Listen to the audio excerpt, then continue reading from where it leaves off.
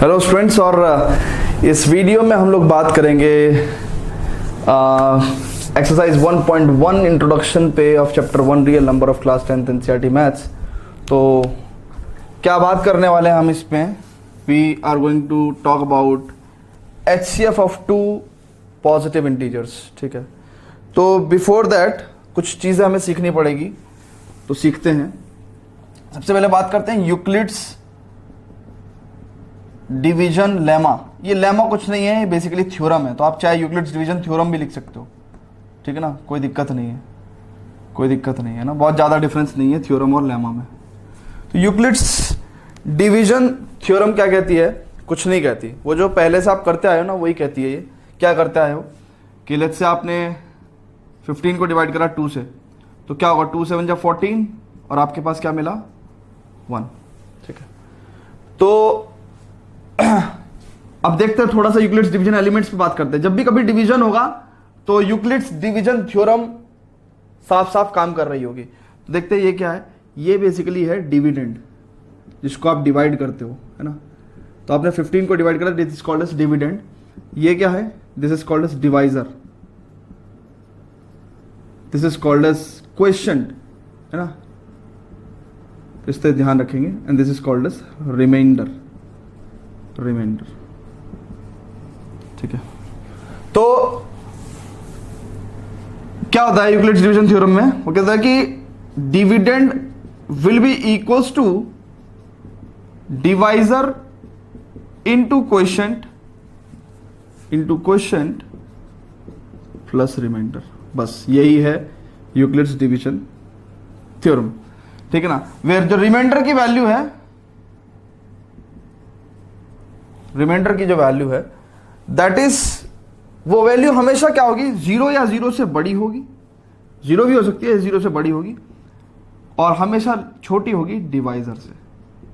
बस और कुछ नहीं है, यही है यूक्लिड्स डिवीजन थ्योरम। करेंगे सर हमारी क्लास में किताब में तो अलग से कुछ दिया हुआ है, कुछ बोल रहे हैं, बोलने दो ना, यही है। ठीक है, ओके। अब इस थ्योरम का हम इस्तेमाल करने वाले हैं किस चीज में? 2 नंबर के एचसीएफ निकालने में, ठीक है ना। तो 2 नंबर के एचसीएफ निकालने में हम थ्योरम का इस्तेमाल करने वाले हैं। कैसे देखते हैं। फिलहाल जितना बोर्ड पे है उसको आप नोट कर लो, ठीक है, ओके। अब बेटा एक बात सुनो,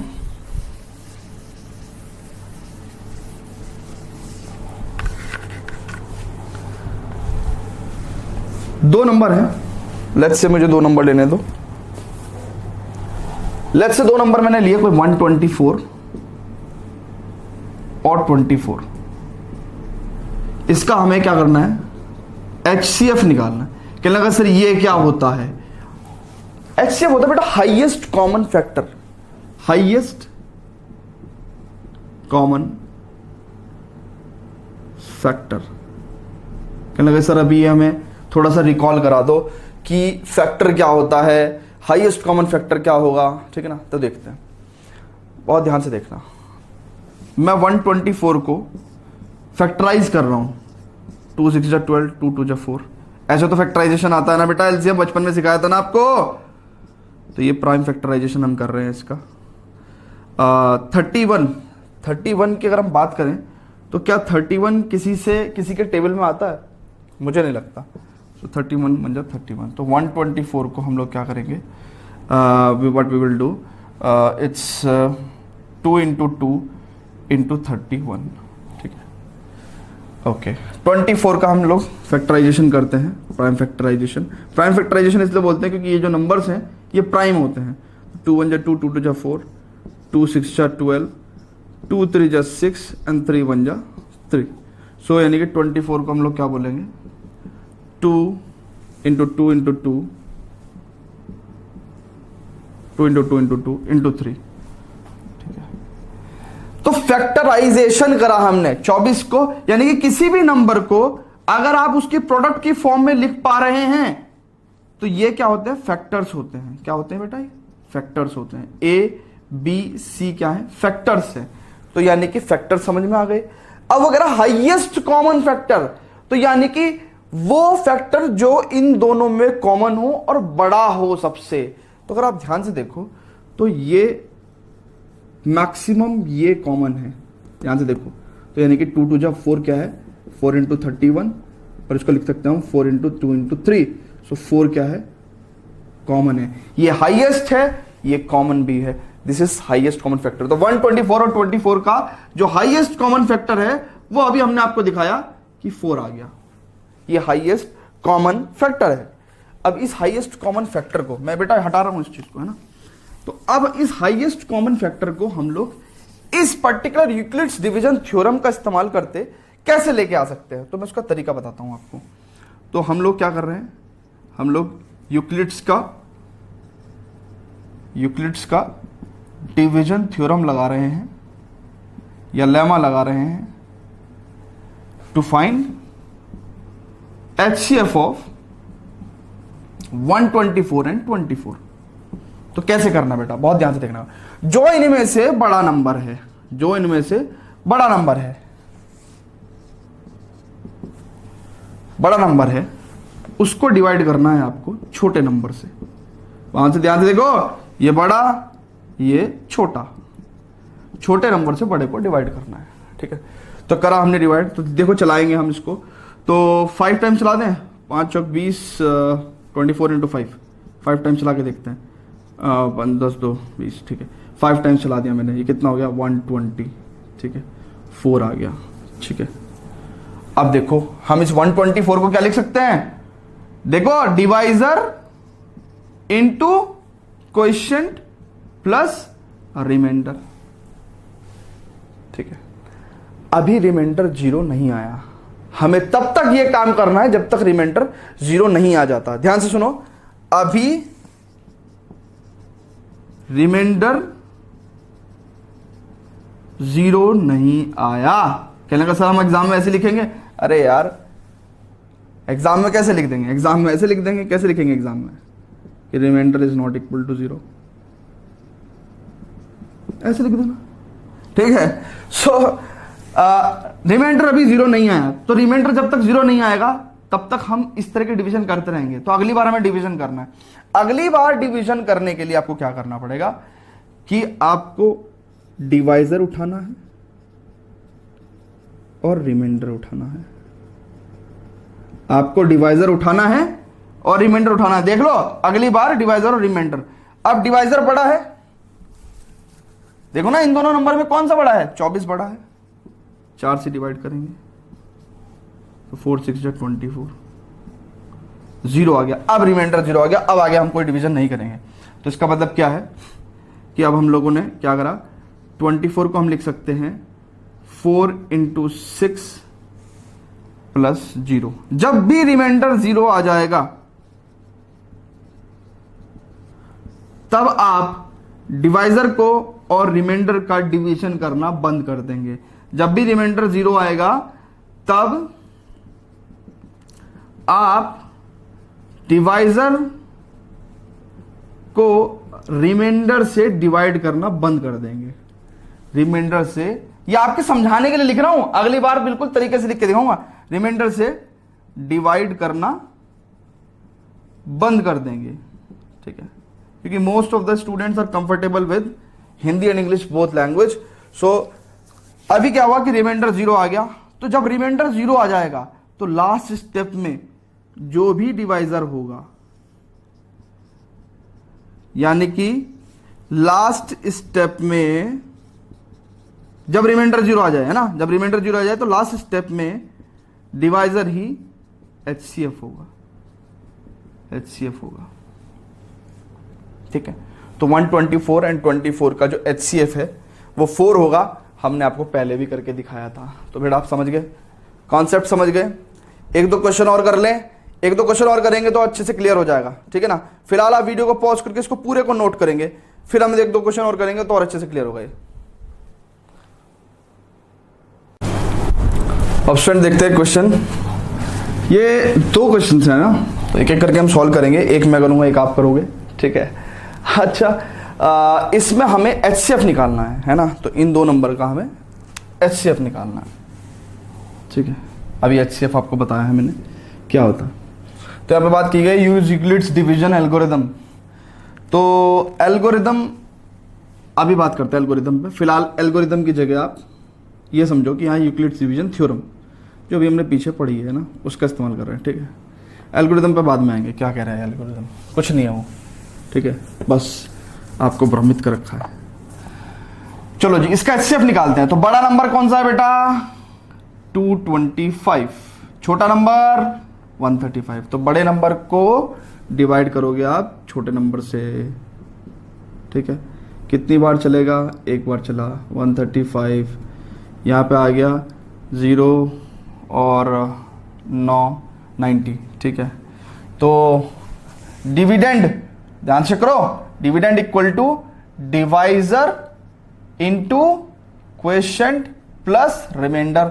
अरे यार ये वाली बात लिख दे रहा हूं मैं, डिविडेंड बराबर divisor into quotient plus remainder, है ना, जिससे कि कोई बच्चा भूल ना जाए, ठीक है, ठीक है। तो ये रिमाइंडर था, ये क्वोशिएंट था, क्वोशिएंट को मैं क्यू से डिनोट कर रहा हूं, ठीक है। देखो डिविडेंड को मैं ए से डिनोट करूंगा, डिवाइजर को मैं बी से डिनोट करूंगा, क्वोशिएंट को मैं क्यू से डिनोट करूंगा और रिमाइंडर को मैं आर से डिनोट करूंगा। तो ये क्या है, ये आर था, ये क्यू है, ये आपका ए है और ये बी है, ठीक है। तो ए बड़े वाला नंबर है, ठीक है, ओके, ठीक है। यानी कि रिमाइंडर 0 नहीं आया है, रिमाइंडर 0 नहीं आया है। इसका मतलब फिर से हम स्टेप्स रिपीट करेंगे। क्या लेंगे, डिवाइजर, डिवाइजर लेते हैं, डिवाइजर लेते हैं और रिमाइंडर लेते हैं, डिवाइजर लेते हैं और रिमाइंडर लेते हैं। तो अगली बार डिवाइजर और रिमाइंडर को डिवाइड करना है, तो इसका मतलब डिवाइजर बड़ा है, तो डेफिनेटली क्या करेंगे हम 90 से डिवाइड करेंगे 135 को। चेक करो, डिवाइजर और रिमाइंडर को डिवाइड करना है तो 135 बड़ा है, सो इसको भी एक टाइम चलाएंगे, 90, ये हो गया 5 और ये 4, ठीक है। सो एक टाइम चला है, यहाँ पे चला है, ठीक है, ओके। अगेन से फिर से लिखेंगे, चलो, अरे यार वो मैं मिटा दिया, चलो यहाँ लिख दे रहा हूँ, डिविडेंड बराबर divisor into quotient plus reminder, ठीक है, ठीक है। तो डिविडेंड क्या है यहाँ पे, ये है, डिवाइजर है ये, ठीक है, ये है क्वोशिएंट। ये द्वारा मैंने इसलिए बता दिया है कि किसी बच्चे को पता ना चल रहा हो तो अब पता चल जाएगा, फिर से अगली बार नहीं लिखूंगा बेटा मैं, ठीक है। तो डिविडेंड बराबर divisor into quotient plus remainder. Again remainder बेटा 0 नहीं आया है, रिमाइंडर 0 नहीं आया है, ठीक है। फिर से बात करते हैं, अब के फिर क्या लेंगे, डिवाइजर लेंगे और रिमाइंडर लेंगे, ठीक है। तो डिवाइजर बड़ा है, रिमाइंडर छोटा है, और वैसे भी आपको पता ही है कि रिमाइंडर हमेशा डिवाइजर से छोटा होता है। तो 45 2 जा 90, ओ माय गॉड, रिमाइंडर 0 आ गया, ठीक है। तो यानी कि डिविडेंड बराबर divisor into quotient plus remainder, remainder 0 आ गया। जैसे ही रिमाइंडर 0 आया, ये लास्ट स्टेप हो गया। लास्ट स्टेप में जो भी आपका डिवाइजर होता है, जो भी आपका डिवाइजर होता है वही क्या होगा, एचसीएफ होगा। किसका, जो नंबर हमने लेके चले थे 225 और 135। आगे बेटा सबको, ठीक है, क्लियर है, ओके। अच्छा बहुत ध्यान से सुनेंगे, बहुत ध्यान से, बहुत ध्यान से क्या सुनेंगे कि अगर आप बहुत ध्यान से देखो, बहुत ध्यान से देखो, तो थोड़ी देर के लिए इस स्टेप को भूल जाओ, थोड़ी देर के लिए इस स्टेप को भूल जाओ। भूल गए, अब क्या कहोगे, अब आप कहोगे कि सर डिविडेंड ये है, डिवाइजर ये है, डिविडेंड ये है, डिवाइजर ये है, ठीक है। तो सर हम कह सकते हैं कि ये जो 45 है, भाई मान के चलो ना, मान के चलो प्रोसीजर यहां से स्टार्ट ही ना होता, प्रोसीजर यहां से स्टार्ट होता। यानी कि हम कह रहे थे कि एचसीएफ ऑफ इसका नहीं, HCF आप निकालो 135 और 90 का, तो भी आप स्टेप यहां से शुरू करते ना, तो इसका मतलब क्या होता कि फिर से HCF 45 ही आता।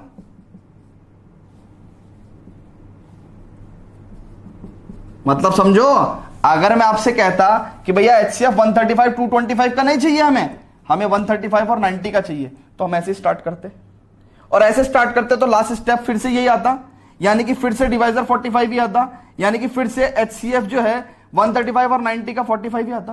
तो यानी कि HCF ऑफ 225 135 हो, चाहे HCF ऑफ 135 और 90 हो, या फिर उससे अगला स्टेप कौन सा है, उससे अगला स्टेप क्या है, उससे अगला स्टेप है 90 और 45, या फिर HCF ऑफ 90 और 45 हो।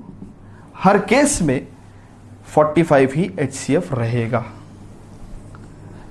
ठीक है बेटा, समझो ना, समझो। मान के चलो मैं कहता ये भी नहीं निकालना, आपको HCF ऑफ 90 एंड 45 निकालना है, तो आप क्या करते, आप क्या करते, आप जो है सीधा यहां से करते। पहली बार में रिमाइंडर जीरो आ गया, पहली बार में रिमाइंडर जीरो आ गया, तो यही लास्ट स्टेप हुआ, 45 जो है डिवाइजर पे, तो यानी कि यही आपका HCF हो गया। तो यानी कि HCF ऑफ चाहे ये कहो चाहे ये कहो चाहे ये कहो, सारे ही 45 रहेंगे। तो इसलिए आपने देखा हमने कैसे करा, आपने देखा क्या कि जितने भी स्टेप्स हैं उनके डिविडेंड और डिवाइजर्स, ठीक है ना, सबका HCF 45 ही रहेगा। ठीक है, सबका HCF 45 ही रहेगा। तो यानी कि अब मैं इसको फिर से दोबारा से कर दूं, यानी कि अगर मैं 2225 इज इक्वल टू 135 और कितना 1 प्लस 90 चला था, ये है ना, कितना चला था, 90 चला था, ये क्या चला था, हाँ यही चला था, है ना। रिमाइंडर जीरो नहीं आया था, रिमाइंडर जीरो नहीं आया था। फिर उसके बाद हमने जो है 135 is equal to 90 into 1 plus 45 करा था, तब भी रिमाइंडर जीरो नहीं आया था। ठीक है, और फिर उसके बाद हमने फिर 90 और 45 वाला स्टेप्स ले लिए थे, ठीक है ना, और तब रिमाइंडर जीरो आ गया, तो यही लास्ट स्टेप हो गया। तो यानी कि जितने भी इस पूरे क्वेश्चन में जितने डिविडेंड डिवाइजर हैं, सबका ही HCF 45 बैठेगा। ठीक है ना, ये आपको मैंने करके दिखा दिया। अब बात करते हैं एल्गोरिदम क्या था। एल्गोरिदम कुछ नहीं होता। एल्गोरिदम का मतलब क्या होता है, एल्गोरिदम कोई ऐसा नहीं है कि मैथ्स में यहीं पे इस्तेमाल किया। एल्गोरिदम आप देखेंगे आरटी शर्मा में पता नहीं कितने एल्गोरिदम हर क्वेश्चन में दिया होता है। एल्गोरिदम होता है कुछ नहीं, एल्गोरिदम का मतलब होता है सीरीज ऑफ स्टेप्स, कि भाई इसके बाद ये करना है, उसके बाद ये करना है, series of steps to solve a problem. ठीक है, तो यूक्लिड्स डिवीजन एल्गोरिदम का मतलब होता है कि आपको यूक्लिड्स डिवीजन थ्योरम बार बार लगाना है, किस तरीके से लगाना है वो हमने बता दिया, उसी को ही वो एल्गोरिदम कह रहे हैं। ठीक है ना, तो कोई ऐसी कोई बहुत बड़ी बात नहीं कह दी इन्होंने। ठीक है, चलो जी बेटा, अब हमने ये कर लिया। अब आप अपने आप से एक क्वेश्चन सॉल्व करेंगे। कौन से वाला, ये वाला क्वेश्चन आप खुद से सॉल्व करेंगे अपने आप से, है ना। मैं आपको वीडियो पॉज करके इस क्वेश्चन को सॉल्व करें। ठीक है, चलो ठीक है, तो देखते हैं बड़ा नंबर कौन सा, ये छोटा नंबर, ये तो छोटे नंबर से बड़े नंबर को डिवाइड करेंगे तो कितना टाइम चलेगा, 3 टाइम्स चलेगा, है ना, इतना पता चल जाता है। ठीक है, आपको कैसे पता चलेगा कि 3 टाइम्स चलेगा, आप एक डिजिट इसकी काट दो, एक डिजिट इसकी काट दो, अब देखो 25 3 जा 75, है ना, तो इस तरीके से आपको पता चल जाता है। ठीक है, समझ रहे हो ना। कुछ लोग सोच रहे होंगे सर कैसे पता चलता है, ऐसे पता चल जाता है, एक लास्ट डिजिट काट के चेक कर सकते हैं हम, है ना। ओके, तो 20 ये 3 टाइम्स चला दो, 3 5 जा 15, 1 3 5 जा 15, 1 16, 1 3 जा 6 और 1 7। ठीक है, तो अब क्या करोगे, 7 में से 5 गया 2, 6 में 6 गया 0, 8 में 7 गया 102। ठीक है, ओके, अब रिमाइंडर हमारा ये आ गया, है ना, दिस इज रिमाइंडर।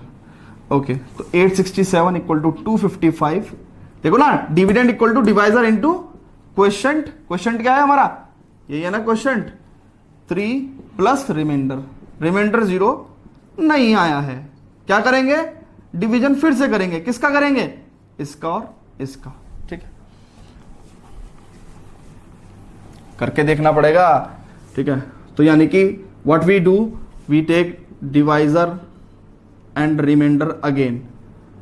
डिवाइजर और रिमाइंडर को हम लोग फिर से ले लेते हैं, किसके लिए? डिवीजन प्रोसेस के लिए, फॉर डिवीजन प्रोसेस, है ना। किसी बच्चे ने, देखो बच्चों आप इसको मत ले लेना, मैं क्या कह रहा हूं, जो पहले स्टेप में डिवाइजर और रिमाइंडर है उसको अगेन लेना है ना, क्वेश्चन को मत ले लेना। तो अब आप, बड़ा नंबर कौन सा है? 255, ठीक है। तो 255 को आप डिवाइड करेंगे किससे? छोटे नंबर से, 102।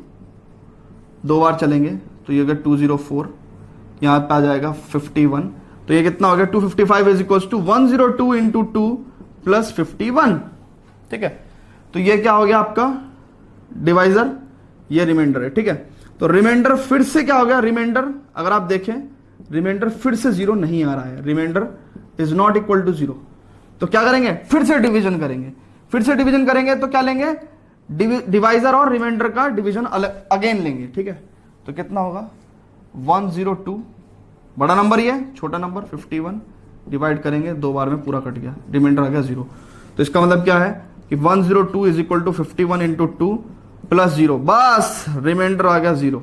बात खत्म हो गई। बात जैसी खत्म हुई तो हमारे पास लास्ट स्टेप ये हुआ। लास्ट स्टेप में डिवाइजर क्या है? लास्ट स्टेप में डिवाइजर क्या है बेटा? 51 है, चेक करो ना।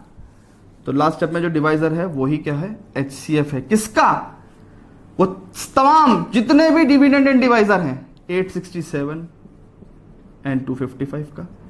नेक्स्ट स्टेप में कितने डिविडेंड डिवाइजर थे? ये डिविडेंड और डिवाइजर था, यानी कि HCF ऑफ 255 एंड 102, ठीक है। उसके बाद नेक्स्ट स्टेप में HCF ऑफ 102 एंड 51। तो जितने भी डिविडेंड डिवाइजर होते हैं वो लास्ट स्टेप वाले डिवाइजर सबका HCF होता है। जितने भी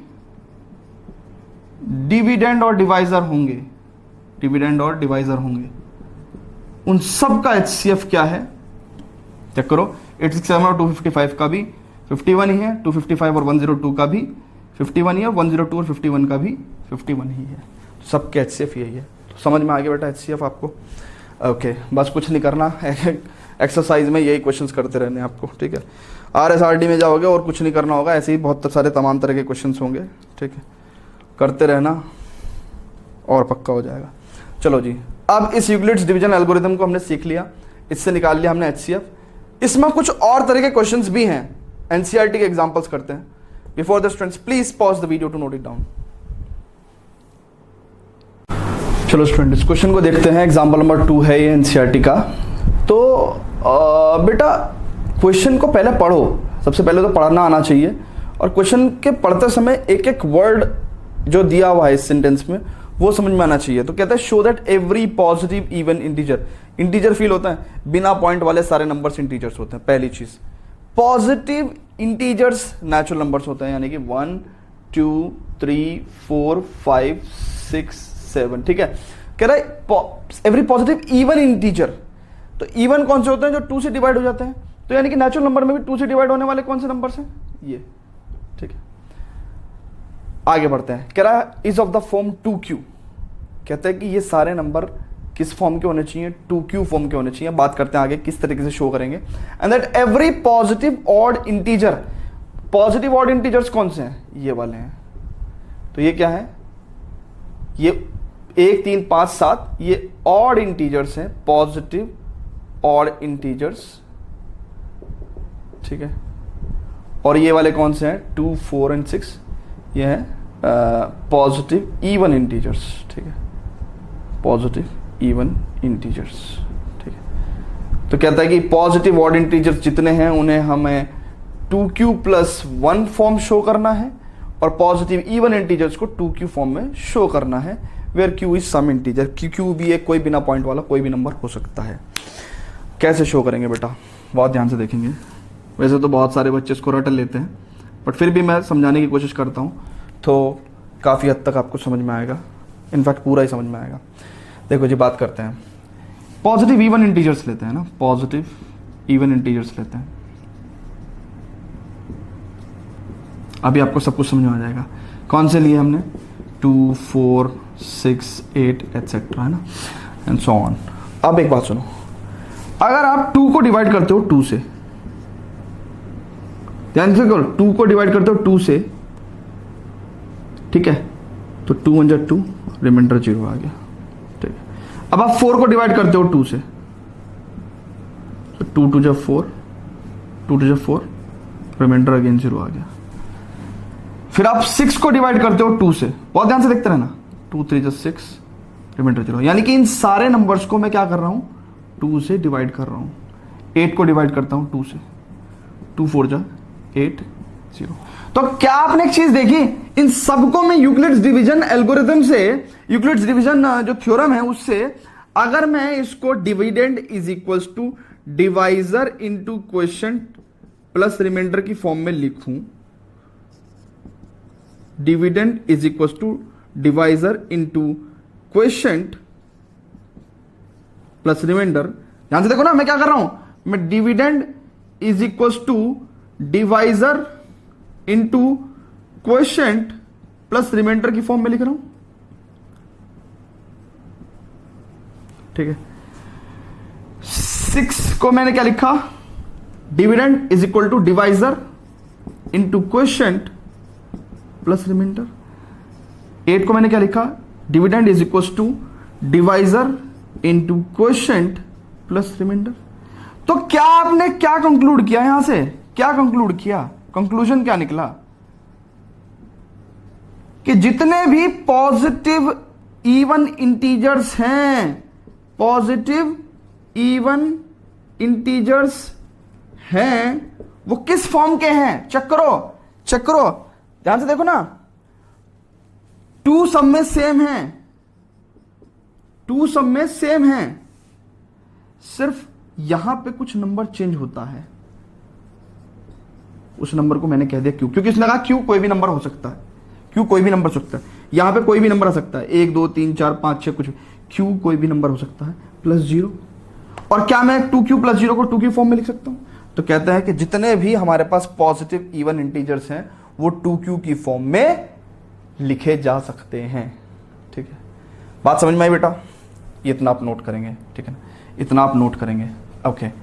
मैं यहां से इसको हटा दे रहा हूं, ठीक है, आगे फर्दर मैं आपको सॉल्व करके दिखाता हूं, है ना। आप कहेंगे सर एग्जाम में हम ऐसे ही कर सकते हैं, बिल्कुल कर सकते हो बेटा, क्या दिक्कत है, क्या दिक्कत है, ऐसे करो, नंबर कटेंगे, मैं हूं जहां पे, जिस शहर में जिस स्कूल में होंगे वहीं आ जाऊंगा, ठीक है। वो टीचर हमें भी तो बताए ना फिर कैसे दिखाएंगे बच्चों को, क्या जो थ्योरी दिखी हुई है एग्जाम में, जो एनसीईआरटी बुक में, उसको रटना है क्या, समझो पहले, ठीक है। अब बात करते हैं, ये पॉजिटिव इवन इंटीजर्स हमने दिखा दिए कि इस फॉर्म में होते हैं। अब हम पॉजिटिव ऑड इंटीजर्स को दिखा रहे हैं, पॉजिटिव ऑड इंटीजर्स को दिखा रहे हैं, कैसे होते हैं, 3, है ना, स्टार्ट करते हैं 1 से, 1 3 5 7 9, है ना, एंड सो ऑन। चलो जी, वही काम 2 से डिवाइड करते हैं, 1 को डिवाइड करोगे नहीं चलेगा, 0 1 2 0 0, ठीक है ना, 1 रिमाइंडर, ठीक है। 3 को डिवाइड करते हैं 2 से, तो 2 1 जा 2, 3 में से 2 गया 1। 5 को डिवाइड करते हैं 2 से, 2 2 जा 4, 1 रिमाइंडर, ठीक है। 7 को डिवाइड करते हैं 2 से, 2 3 जा 6, रिमाइंडर 1। 9 को डिवाइड करते हैं 2 से, 2 4 जा 8, रिमाइंडर 1। अब ध्यान से देखो, कुछ नहीं कर रहा हूं मैं, कुछ नहीं कर रहा हूं, डिविडेंड, यार Euclid's division theorem, dividend equals to divisor into quotient plus reminder, ठीक है ना, रिमाइंडर। तो कैसे करेंगे, डिविडेंड क्या है यहाँ पे, 1 is equals to 2 into 0 plus 1। 3 को लिख रहे हैं 2 इंटू 1 प्लस 1। 5 को लिख रहे हैं 2 इंटू 2, 5 को लिख रहे हैं divisor into quotient plus remainder.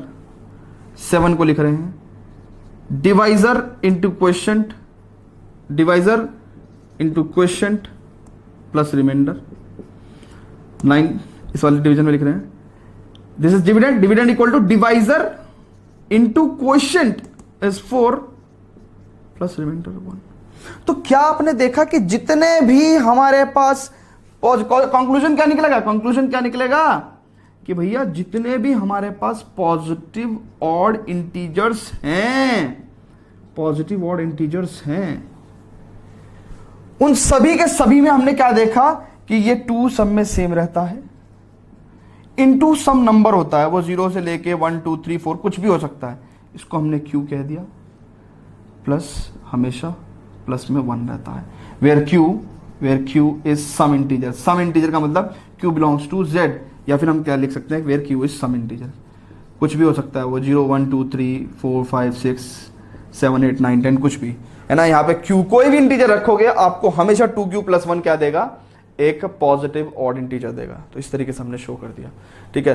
तो बेटा इस क्वेश्चन को आप नोट करेंगे बहुत अच्छे तरीके से, और इसी तरीके से आप एग्जाम में शो भी कर देंगे, कोई दिक्कत नहीं है। बढ़ते हैं इसके नेक्स्ट एग्जाम्पल में, 2 एग्जाम्पल और करेंगे, फिर हम पढ़ेंगे एक्सरसाइज।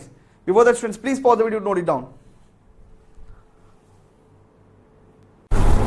ओके स्टूडेंट्स, तो देखते हैं इसको। कहते हैं show that any positive odd integer is of the form 4q + 1 और 4q + 3 where q is some integer. Okay, तो वैसे ही क्वेश्चन बिल्कुल एग्जांपल नंबर 2 जैसा। एक बात तो हमारे सारे स्टूडेंट्स ये समझ गए होंगे कि सर 4q + 1 को देख के एक बात तो समझ में आ गई कि आपका 4 डिवाइजर है। सर अभी पीछे एक क्वेश्चन किया है, ठीक है, तो एक बात तो समझ में आ गई होगी, ठीक है। चलो नहीं भी समझ में आई मान लेते हैं, ठीक है। कहता show that any positive odd integer, positive odd integer, positive odd integer बेटा, पॉजिटिव ऑड इंटीजर 1 3 5 7 व्हाट 9 11 13 15 17 19, बस यही तो है positive odd integers, and so on. Okay, तो जितने पॉजिटिव ऑड इंटीजर्स हैं हमें शो करना है कि वो इस फॉर्म में होते हैं, 4q + 1 या फिर 4q + 3 की फॉर्म में, ठीक है। देखते हैं, चेक करते हैं, डिवाइड करते हैं, 4 से डिवाइड करते हैं, ठीक है। इन सब नंबर्स को 4 से डिवाइड करते हैं। क्यों कर रहे हैं 4 से डिवाइड, तभी हमारे पास ये एक्सप्रेशन आ सकते हैं, ठीक है ना। 4 से क्यों डिवाइड कर रहे हैं, तभी हमारे पास ये एक्सप्रेशन, देखो ना ये क्या है, divisor into quotient plus remainder form है ना, तो तभी हमारे पास आ सकते हैं जब हम डिवाइजर क्या लेंगे, 4 लेंगे। 4 को यानी कि 4 × 0 0, ये हो गया 1। ओके, 3 को डिवाइड करते हैं 4 से, अगेन क्या होगा 0 0, यहाँ रिमाइंडर 3। 5 को डिवाइड करा 4 से, 4 1 = 4 1, 4 से डिवाइड करा हमने 7 को, 4 1 = 4 3, 9 को डिवाइड करा हमने 4 से, 4 2 = 8 1, ठीक है। 11 को हमने डिवाइड कर दिया 4 से, 4 2 = 8, यहाँ लिख देते हैं 3, और लास्ट नंबर लेते हैं 13। 4 से डिवाइड करा तो 4 3 = 12 1, ठीक है ना। और आगे के नंबर नहीं लेते हैं ना, क्योंकि जगह नहीं है हमारे पास, ठीक है, तो यहीं तक ही लेते हैं। अरे यहाँ तक ले लिया, बात वही है ना यार, सब पे ले लिया फिर हमने, ठीक है। ओके, अगर आप बहुत ध्यान से देखो तो हम लोग क्या कर रहे हैं, हर नंबर में dividend equals to divisor into quotient, dividend equals to divisor into quotient plus remainder, ये फॉर्म लिखने वाले हैं, ठीक है, ठीक है बेटा। ओके, चलो, dividend is equals to divisor into quotient plus remainder. Dividend is equals to divisor into quotient plus remainder. Dividend बहुत ध्यान से देखेंगे। अच्छा, मैं एक काम कर रहा हूं, एक यहां तक लिखा ना हमने, ये नंबर मैं यहां पे लिख दे रहा हूं, dividend is equals to divisor into quotient plus 3, ठीक है। यानी कि जब 3 रिमाइंडर आ रहा है तब उन वालों को एक तरफ लिखेंगे, जब 1 रिमाइंडर आ रहा है तो उन वालों को एक तरफ रखेंगे, ठीक है। तो यहाँ पे लिखेंगे 5 = 4 × 1 + 1, फिर यहाँ पे हो जाएगा 7 = 4 × 1 + 3, फिर हम वहाँ पे लिखेंगे, देखो ना यहाँ तक हो गया ना, वहाँ तक देखेंगे 9 = 4 × 2 + 1, फिर 11 = 4 × 2 + 3, एंड 13 = 4 × 3 + 1। लेट्स से 15 को भी डिवाइड कर लेते 4 से, तो क्या होता 4 3 = 12 3, तो यानी कि 15 = 4 × 3 + 3, ठीक है ना। Dividend equal to divisor into quotient plus remainder. Okay बेटा, क्या कंक्लूजन निकाला आपने, कंक्लूजन क्या निकालना कि भाई पॉजिटिव ऑड इंटीजर्स जो हैं, पॉजिटिव ऑड इंटीजर्स जो हैं, ठीक है, उसमें या तो 4, देखो 4 सब में सेम है ना, 4 इंटू लेट्स से ये नंबर चेंज कर रहा है, ये नंबर चेंज कर रहा है, तो ये वेरिएबल को हमने क्यू कह दिया है ना, where q belongs to some integer, या फिर वो कह सकते हैं कि where q is equal to 0 1 2 3 कुछ भी हो सकता है, ठीक है ना, एंड सो ऑन।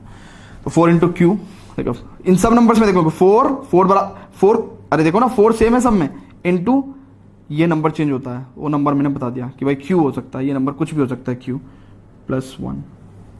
तो या तो 4 इंटू क्यू प्लस 1, इसको हम ऐसे लिख सकते हैं, या तो पॉजिटिव ऑड इंटीजर्स या तो इस फॉर्म में होते हैं, 1 5 9 13, देखा हमने किस फॉर्म में हो सकते हैं, 4 इंटू क्यू प्लस 1 की फॉर्म में, या फिर अगर आप ध्यान से देखो, बहुत ध्यान से देखो, ये वाले नंबर किस फॉर्म में है, 4 इंटू क्यू प्लस 3 फॉर्म में, ठीक है ना।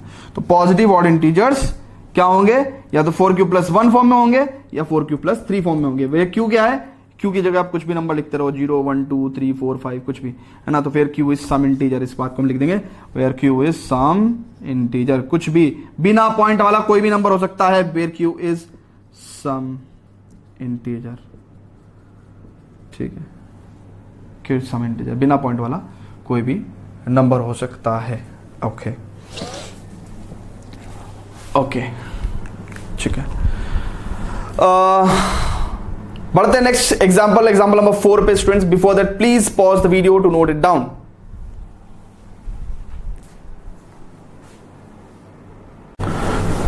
तो स्टूडेंट देखते हैं एग्जांपल नंबर 4, बहुत ही प्यारा क्वेश्चन है और ये एचसीएफ की वर्ड प्रॉब्लम्स होती हैं, ठीक है। तो बहुत सारे बच्चे तो इनको रट लेते हैं कि यार इस क्वेश्चन में ये करना है ना, मेजॉरिटी ऑफ स्टूडेंट्स ये काम करते हैं, बट अगर कोई नया क्वेश्चन आ जाए तो आपको पता नहीं चलेगा, और इसी वजह से वो आपकी नॉलेज को चेक करने के लिए एक नया क्वेश्चन देते हैं, and that is why you are recommended कि आपको एक्स्ट्रा बुक से क्वेश्चन सॉल्व करना चाहिए, like R S. Agarwal is a good book, ठीक है। ओके, तो फिलहाल ये क्वेश्चन देखते हैं, इसको समझते कैसे है ना, मैं आपको कॉन्सेप्ट समझाता हूँ, आपको ऐसे ही सोचना है, तो अगर आपके कॉन्सेप्ट समझ में आ गया तो आप मेजॉरिटी ऑफ क्वेश्चंस कर लोगे, ठीक है। अब एक बात सुनो, देखते हैं, कहता है कि सारी इंफॉर्मेशन नोट करेंगे, कहता है स्वीट सेलर हैज 120 काजू बर्फीज, तो 120 काजू बर्फीज हैं, ठीक है, एंड 130 बादाम बर्फीज हैं, ठीक है ना।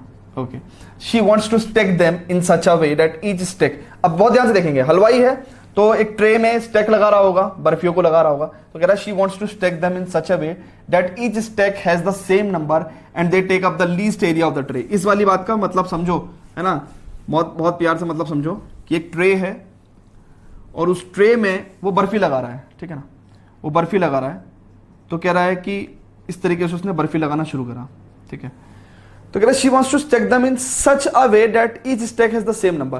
तो इस तरीके से जितनी भी बर्फी लगा रहा है ना, वो जितनी भी बर्फी लगा रहा है सब में समान सेम नंबर ऑफ बर्फीज होनी चाहिए, हर लाइन में सेम नंबर ऑफ बर्फी होनी चाहिए, तो इसका मतलब ये काम नहीं होगा, सब में सेम नंबर ऑफ बर्फीज होंगी, ठीक है, सेम नंबर ऑफ बर्फीज होंगी, ये वाली बात समझ में आ गई। And they take up the least area of the tray, और वो ट्रे का कम से कम एरिया लें, कम से कम एरिया। अब एक बात तो बताओ, यहां पे इतनी जगह खाली पड़ी है और हम बर्फी बढ़ाए जा रहे हैं, तो जाहिर सी बात है ज्यादा एरिया लेगी ना, तो क्या करेंगे, हमको जितना मैक्सिमम हो सके लाइन को पूरा भर देना है, ट्रे की जगह खाली नहीं छोड़नी है, जिससे कि वो सारी बर्फीज कम से कम एरिया ऑफ ट्रे में आ जाएं, ठीक है।